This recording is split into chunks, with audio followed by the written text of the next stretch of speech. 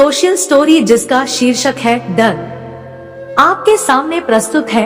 आशा है कि आपको अवश्य पसंद आएगी। दोस्तों, क्या हुआ था निशा, एक काल्पनिक नामक एक लड़की के साथ जानेंगे हम इस कहानी के माध्यम से। निशा की नींद आधी रात को अचानक खुल गई। सीने में भारीपन महसूस हो रहा था। दोपहर को अखबार में पढ़ी खबर फिर से दिमाग में कौंध उठी। अस्पताल ने महिला को मृत घोषित किया। घर पहुंचकर जिंदा हो गई। दोबारा एम्बुलेंस बुलाने में हुई देरी। फिर मृत कही कुछ दिन पूर्व ही उसकी मृत घोषित हुई माँ जीवित तो नहीं थी। क्या उसे भी किसी दूसरे अस्पताल से जांच करवा लेनी थी? कहीं माँ कोमा में तो नहीं चली गई थी और हम लोगों ने उनका अंतिम संस्कार कर दिया हो? वो बेचैनी से कमरे के चक्कर काटने लगी। कुछ दिन पूर्व ही निशा और उसका पति सर्दी जुकाम बुखार से पीड़ित हो गए थे। उसी दौरान आधे किलोमीटर की दूरी पर रहने वाली उसकी माँ मिलने आई थी। उस समय तक वे दोनों वायरल फीवर ही समझ रहे थे। कोरोना रिपोर्ट पॉजिटिव ही वे खोल में सिमट गए। वे दोनों तो ठीक हो गए मगर माँ अनंत यात्रा को चली गई। निशा अपने को दोषी मान सदमे से उबर नहीं पाई है। दिन भर तो बेचैन रहती है। रात को भी कई बार नींद टूट जाती है। तभी उसके पति संकल्प की नींद टूट गई। वो निशा को यूं चहलकदमी करते देख बौखला गया। साला दिन भर काम करो मगर फिर भी रात को 2 घड़ी चैन की नींद नहीं ले सकता। गुस्से से अपनी तकिया उठाकर ड्राइंग रूम में सोने चला गया। निशा फफक कर रो पड़ी। निशा के आंसू लगातार उसके गालों को झुलसाते हुए बहे जा रहे हैं। उसके दिमाग में उथल पुथल मच उठी। संकल्प कंधे में हाथ रखकर सहानुभूति के 2 शब्द कहने की जगह उल्टा और भी ज्यादा चीख पुकार मचाने लगा है। उसे अपने सास ससुर के अंतिम संस्कार के दिन याद आने लगे। पूरे 12 दिनों तक एक समय का भोजन बनाना, खाना और जमीन में सोना। 13वीं के दिन सुबह 9 बजे तक पूरी सब्जी से लेकर मीठे तक सभी व्यंजन बनाकर पंडित को जिमाना। मित्रों, संबंधियों, पड़ोसियों के लिए तो हलवाई आ गया था मगर फिर भी दिन भर कभी कोई बर्तन तो कभी अनाज सब्जी की उपलब्धता बनाए रखना उसी के जिम्मे था। साथ ही आने जाने वाले रिश्तेदारों की विदाई भी देखनी थी। साल भर लहसुन प्याज का परहेज भी किया गया। ये सारे कर्तव्य निभाकर उसे क्या मिला? इस कोरोना काल में जब भोज और भीड़ दोनों ही नहीं है, सब ऑनलाइन कार्यक्रम किए जा रहे हैं, क्या उसका हक नहीं बनता है कि वो अपने मायके में बैठकर 2 आंसू बहा सके? मगर नहीं, संकल्प ने फरमान सुना दिया, जब ऑनलाइन 13वीं है तो तुम भी घर से जुड़ जाओ। वहाँ जाकर क्या करोगी? क्या करूँगी? क्या करूँगी? अरे भाई बहन एक दूसरे के कंधे में सिर रख कर रो लेंगे, एक दूसरे की पीठ सहलाकर सांत्वना दे देंगे। और क्या करूँगी?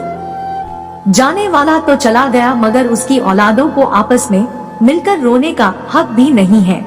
जो दूर है वे नहीं आ सकते मगर वो तो इतनी पास में है, फिर भी नहीं जा सकती। उसे आज भी याद है जब 22 घंटे की रोड यात्रा कर भूखी प्यासी वो अपनी सास के अंतिम संस्कार में ससुराल पहुंची थी तो कार से उतरते ही लगा था कि चक्कर खाकर गिर जाएगी मगर फिर भी अपने को संभाल कर जुट गई थी सारे रस्मों रिवाज को निभाने के लिए। संकल्प तो दामाद है, उसके हिस्से कोई कारज नहीं है, नहीं एक समय खाने की बाध्यता है, फिर भी वो इतना क्यों चिल्लाता है? निशा समझ नहीं पाती। उसे सूजी हुई आंखों से खाना बनाते देखकर भी नाराज हो उठता है। खाना बनाने का मन न हो तो रहने दो, एहसान करने की जरूरत नहीं, मैं खुद बना लूंगा। निशा सोचती रह जाती कि संकल्प के माता पिता के अंतिम संस्कार के नाम पे वो 12 दिनों तक एक समय का सादा भोजन बनाती खाती रही और उसकी माँ के अंतिम संस्कार के समय संकल्प को तीनों समय भोजन ही नहीं बल्कि सुस्वादु भोजन चाहिए। उसका मन उचाट हो उठा। 13वीं के दिन भाई का फोन आया, क्या तुम आज आओगी या आज भी अपने घर से ऑनलाइन शामिल होगी? पूछकर बताती हूँ। निशा ने फोन काट दिया। उसका दिल भर आया। खुद को जेल में बंद कैदी से भी बदतर महसूस होने लगा। कैदी को भी अंतिम संस्कार में शामिल होने को पैरोल पे छूट दी जाती है। तभी उसका फोन बज उठा। कनाडा में बसे मनोचिकित्सक बेटे मेहर का वीडियो कॉल था। माँ प्रणाम, आज जब मामा के घर जाओगी तो डबल मास्क, एक जोड़ी कपड़े ले जाना, वहाँ पहुँचकर स्नान कर लेना, वापस लौट कर घर आओ तो फिर से स्नान कर लेना। पता नहीं जाऊंगी, शायद उसकी आंखें भर आई। क्यों? लोग ऑफिस तो जा रहे हैं ना, फेस शील्ड भी लगा लेना। नहीं जाऊंगी, कभी नहीं जाऊंगी, जब माँ ही नहीं रही तो कैसा मायका भी खत्म, वो फफक पड़ी। क्या हुआ माँ?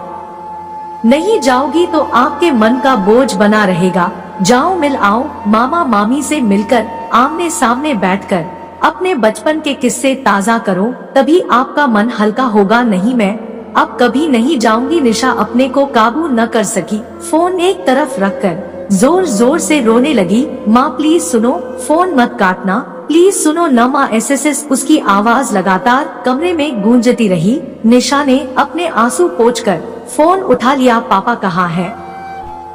फोन नहीं उठा रहे हैं, उसने पूछा। बाथरूम में है, फोन चार्ज है, पापा ऑफिस जा रहे हैं। हाँ, आपने खाना बना लिया? पापा ने आज छुट्टी नहीं ली। हाँ ना दिया, दोपहर का टिफिन भी बना दिया है। कोई छुट्टी नहीं ली तेरे पापा ने? वो आक्रोशित हो उठी। पापा ने कुछ कहा है क्या आपसे? हाँ बहुत कुछ कहा है, क्या बताऊं और क्या न बताऊं? उसके आंसू बह चले। क्या कहा? मुझे सब बताओ, मिहिर साधिकार बोला। अपनी मम्मी की बीमारी का सुनकर जब मैं वहाँ गई तो मुझे मम्मी ने अपने पास रोक लिया था, फिर 2 दिन बाद वो चल बसी। उसके बाद 2-4 दिन तो मुझे होश ही नहीं था। 1 हफ्ते बाद जब घर लौटी तो तेरे पापा बहुत चिल्लाए, कहने लगे जब इतने दिन वहाँ रुकी हो तो वहीं जाकर रहो, अब साल भर शोक मनाकर बरसी करके ही आना। निशा अपना चेहरा ढांप के रोने लगी। अच्छा और क्या कह रहे थे? मेरे घर से जाओ, मुझे अकेला रहने दो, मुझे तुम्हारा चेहरा नहीं देखना। सुबह शाम लड़ने का बहाना ढूंढते रहते हैं, ऐसा कब से कर रहे हैं? आपने पहले क्यों नहीं बताया? लगभग 2 महीने से मैंने सोचा ऑफिस का स्ट्रेस है, मगर अब मुझसे बर्दाश्त नहीं हो रहा है। मेरे रोने से भी इनको आफत होने लगी है। क्या मैं अपनी माँ की मौत पर रोने का हक भी नहीं रखती?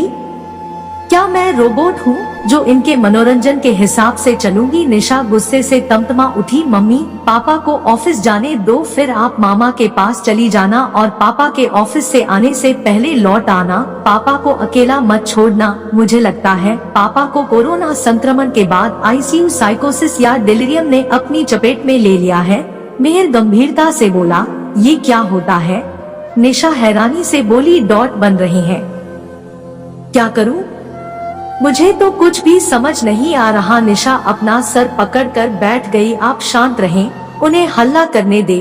अब से रोज मैं उनकी काउंसलिंग करूंगा, पता लगाता हूँ कि वे अवसाद या एंजाइटी के शिकार तो नहीं बन गए। यदि फायदा न दिखा तो आपको दवा बता दूंगा। वैसे मुझे लगता है दवा की जरूरत नहीं पड़ेगी, और अगर देनी पड़ी तो भी आप घबराइएगा नहीं। 1-2 महीने में पापा अपने पुराने मूड में लौट आएंगे। तेरी बातें मुझे समझ नहीं आ रही, मगर मैं अब इन्हें और इनके व्यंग बाणों को और बर्दाश्त नहीं कर सकती। निशा दुखी होकर बोली, आपको पता है पोस्ट कोविड पेशेंट की रिसर्च में ये देखने में आया है कि कई देशों में डाइवोर्स रेट बढ़ गया है। अभी मिहिर की बात पूरी भी नहीं हुई थी कि संकल्प बाथरूम से बाहर आ गया और निशा को फोन करते हुए देख भड़क उठा। अभी तक अपने भाई से फोन पर बात कर रही हो?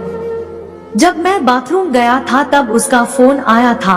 अभी तक तुम्हारी पंचायत खत्म नहीं हुई। आज मुझे खाना मिलेगा या मैं खुद बनाऊं? आकर शादी करूंगा। अरे हाँ, आज आप मम्मी को ऑफिस जाते समय नानी के घर छोड़ देना। लॉकडाउन, कोई सवारी भी न मिलेगी। मेरी चुगली कर रही होगी कि मैं मायके जाने नहीं देता है न? संकल्प का चेहरा तनाव से तन गया। ऐसा कुछ नहीं है। मैंने ही जाने को बोला है, उन्हें आप छोड़ आना, ऑफिस से आते समय ले आना। उनका दिल बहल जाएगा, पर वहाँ तो सब ऑनलाइन रिश्तेदार जुड़ रहे हैं। हमने कितनी धूमधाम से तेरे दादा दादी की 13वीं की थी। मैंने कहा कि चाहे एक पंडित ही घर बुलाकर कार्यक्रम संपन्न कर लो, मगर नहीं। मेरी कौन सुनता है? आपको क्या करना पापा, वैसे भी अभी भीड़ करने की जरूरत नहीं है। रिश्तेदार भी सब समझते हैं। मम्मी ही पास में है, उन्हें आप पहुंचा देना। ठीक है पापा, मैं अब सोऊंगा, कल सुबह फिर बात करेंगे। प्रणाम पापा। रसोई में भोजन परोसती निशा के दिमाग में पिछले 2 महीनों की ढेर सारी झड़पें कौंध गई। अब उसे याद आया कि ये सब झड़पें कोरोना पॉजिटिव होने के बाद से शुरू हुई थी, जो धीरे धीरे बढ़कर विकराल रूप में सामने आ चुकी है। अब वो क्या करे? क्या संकल्प मनोरोगी बनता जा रहा है और वो भी अवसाद का शिकार बनती जा रही है। उसकी आंखें बहने को बेताब होने लगी। नहीं, वो कमजोर नहीं पड़ेगी। इस महामारी के खौफ से उसे बाहर निकलना ही होगा, अपने डर को काबू में करना ही होगा। उसने अपने आंसू पोंछे और उसके हाथ तेजी से सलाद काटने लगे।